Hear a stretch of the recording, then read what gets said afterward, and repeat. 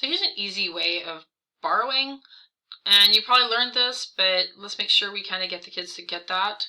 And first of all, I want to start with my 1/4, and I have my minus, and I have my 2/3, and make my masked man, as we call him. So we'll just put him in red. So we need to know that we have our smiley face. Okay, we can put little arrows on our smiley face, and that gives us our denominator. So we're multiplying those two. Okay, so that would be 12, and we would still then have our 12 and our minus. And then we come over here and we have what's called our little arrow man.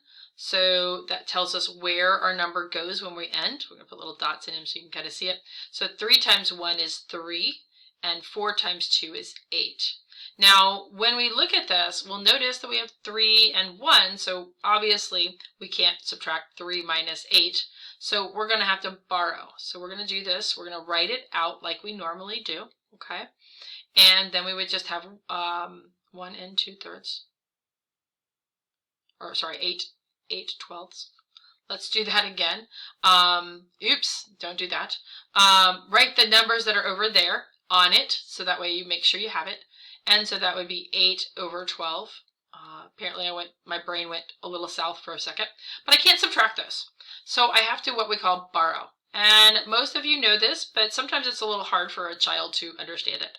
So what I tell them to do is step 1, we're going to subtract a whole 1 from here. So we're going to go -1. And then step 2, we're going to take this 12 and we're going to add it to this 3. And what I do is over here I kind of show, well, if I had 1 and 3/12, what would I do? Well, I would multiply the 12 times 1, and that'd be 12, plus 3, which give me 15, okay? So I tell them that. And then I say over here, what do you do if you add 12 and 3? Well, you get 15. So you end up with 15/12, right? And we have 2 because we had 3 and we needed to borrow that 1. So that's the only, so you kind of explain it to them, but there you go, that would help. And so now I have ability to subtract.